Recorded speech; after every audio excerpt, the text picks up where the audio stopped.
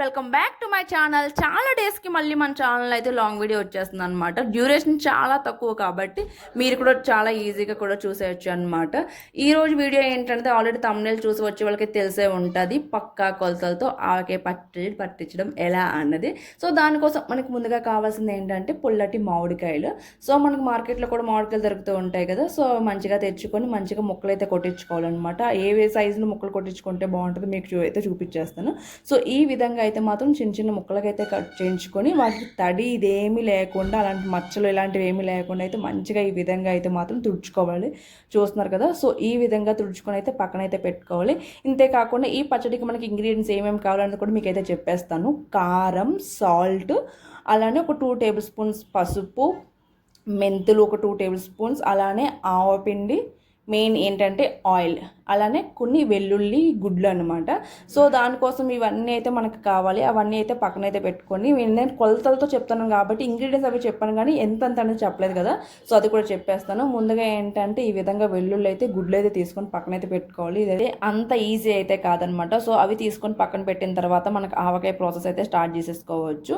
మనకి ఆవకాయకి ముందుగా అయితే మనం తుడిచి అయితే పెట్టుకున్నాం కదా మామిడికాయ ముక్కల్ని, వాటిల్లో అయితే ఒక కొలత అయితే పెట్టుకొని కొలుసుకోవాలి. గిన్నె అయితే ఈజీగా ఉంటుంది అనమాట. ఎందుకంటే మిగతా ఇంగ్రీడియంట్స్ అన్నీ కూడా దీని కొలతతో అయితే వేసుకోవడానికి మనకు చూసుకోవడానికి బాగుంటుంది కాబట్టి మాకైతే మొత్తం 8 గిన్నెలు అయితే వచ్చాయన్నమాట మామిడికాయ ముక్కలు. ఇవన్నీ కూడా కాస్త వెడల్పు టబ్లో అయితే వేసుకోవడం బెటర్ అనమాట, ఎందుకంటే కలుపుకోవడానికి ఈజీగా ఉంటుంది. సో ఇంకా ముక్కలన్నీ ఒక దాంట్లోకి వేసుకున్న తర్వాత ఒక 2 టేబుల్ స్పూన్స్ పసుపు అయితే వేసుకోవాలి. అలానే అందులోకి ఆయిల్ కూడా వేసుకోవాలన్నమాట. మా అత్తయ్య అయితే చెప్పారు ముందుగా ఆయిల్ వేసుకుంటే మనం వేసిన పొడులు ఇవన్నీ కూడా బాగా పడతాయంట. అందుకోసమే మీకు నోటెడ్గా అయితే చెప్తున్నాను ఈ మాట అన్నది.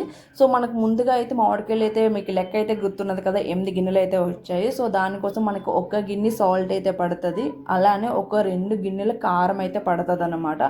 ఆవకాయకి కారం ఎంత మంచిగా ఉంటే అంత బాగుంటుంది కదా. సో మేమైతే గుంటూరు కారం అయితే తీసుకున్నాము.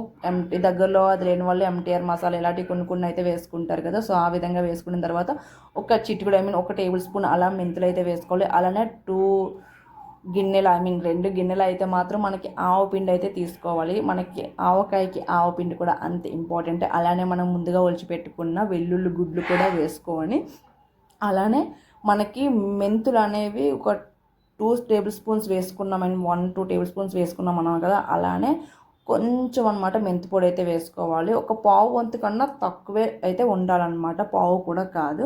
సో ఆ తర్వాత మనం మిగిలిన ఆయిల్ కూడా వేసుకొని ముక్కలన్నీ కూడా మంచిగా అయితే కలిపేసుకోవాలన్నమాట. ఇంకా ఇవన్నీ కలిపేసుకుంటే మన ఆవకాయ కూడా రెడీ అయిపోతుంది. సో ఆయిల్ చూసుకుంటూ వేసుకోవాలన్నమాట. ఆయిల్ అయితే కొలత అయితే ఉండదు. మనకు ఆవకాయకి తేలినట్టుగా ఉంటే మనకి ముక్క ఎక్కువ రోజు నిల్వ ఉంటుంది, బాగా ఊరుతుంది కూడా అన్నమాట. చూస్తున్నారు కదా, ఈ విధంగా మొత్తం అంతా కలిపేస్తే మనకి సమ్మర్ స్పెషల్ ఆవకాయ అయితే అయిపోయినట్టు అనమాట. దీన్ని మంచిగా అయితే డబ్బాలో క్లోజ్ చేసేసుకుంటే వేసుకొని ఇంకా మనకు నచ్చినప్పుడల్లా తినొచ్చు. ఒక 3 డేస్ తర్వాత తింటే మంచిగా ఉరుద్ది అనమాట. సో అలాగా పెట్టిన ఆవకాయని అలా దాంట్లో తీసేసిన తర్వాత వేడివేడి అన్నం అందులో వేసుకొని కాస్త నెయ్యి వేసుకొని కలుపుకొని తింటే బాగుంటుంది కదా, ఏమంటారు?